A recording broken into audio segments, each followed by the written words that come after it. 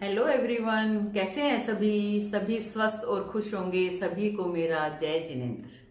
आज बात करेंगे गणेश जी महाराज की, जो कि हमारे विघ्न हरते हैं और हमें हर कार्य में सफलता प्रदान करते हैं।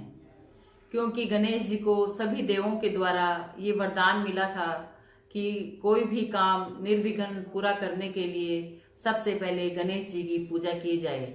इसीलिए हम कोई भी विवाह शादी हो या कोई भी नया काम शुरू करते हैं तो सबसे पहले गणेश जी की स्थापना करते हैं। अन्य देवताओं की पूजा बाद में की जाती है, क्योंकि उन्हें सभी देवताओं से ये आशीर्वाद मिला हुआ है कि जो भी व्यक्ति सबसे पहले आपकी पूजा करेगा उसके किसी भी कार्य में कोई विघ्न नहीं आएगा।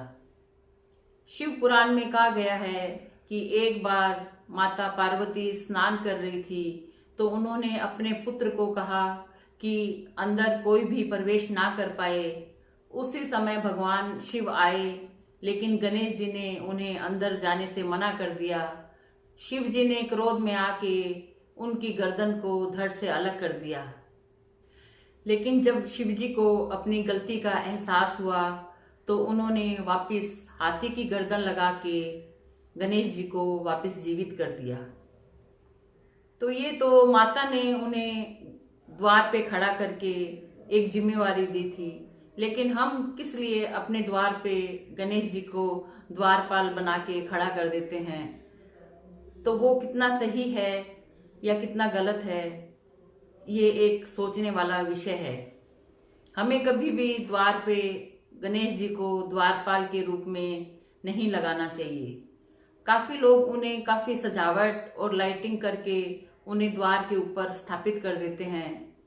हम भी यदि 24 घंटा लाइट के ऊपर रहेंगे तो हमें क्या अच्छा लगेगा? हम मंदिर के अंदर तो भगवान को गर्मी लगती है तो एसी कूलर वगैरह आजकल सब लगाते हैं कि भगवान को गर्मी या सर्दी ना लगे। एक तरफ हम अपने गेट के ऊपर भगवान गणेश जी को स्थापित करके इस बात का बिल्कुल भी ध्यान नहीं करते कि भगवान गणेश जी को भी कोई तकलीफ हो रही है।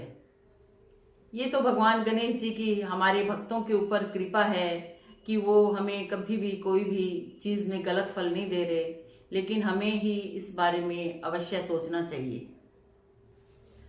गणेश चौथ पे हम गणेश जी की खूब धूमधाम से उनको बुलाते हैं और उनकी पूजा अर्चना करते हैं और अपने विघ्न दूर करने के लिए कहते हैं उन्हें। लेकिन 10 दिन के बाद में जब उनका विसर्जन हम करते हैं तो नदी तालाब के किनारे उनकी मूर्तियां इधर उधर बिखरी हुई रहती है, जिसे देखकर बहुत ज़्यादा बुरा लगता है।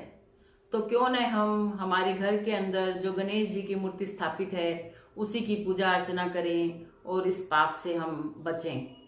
क्योंकि जो 12 महीने जिस मूर्ति की पूजा करते हैं वो एक जागृत मूर्ति बन जाती है, तो उसकी पूजा अर्चना करने का लाभ हमें ज़्यादा मिलेगा।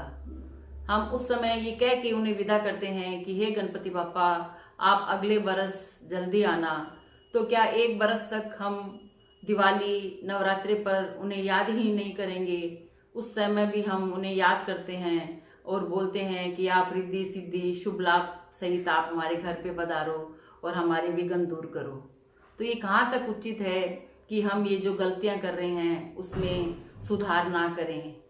क्योंकि हम लोग ये देखते हैं कि यदि कोई एक दो व्यक्ति कोई भी कार्य करता है उसे फिर हम देखा देखी सभी करना शुरू कर देते हैं, जिसको हमें स्वयं सोचना चाहिए और उसके लॉजिक को समझ के आगे बढ़ना चाहिए।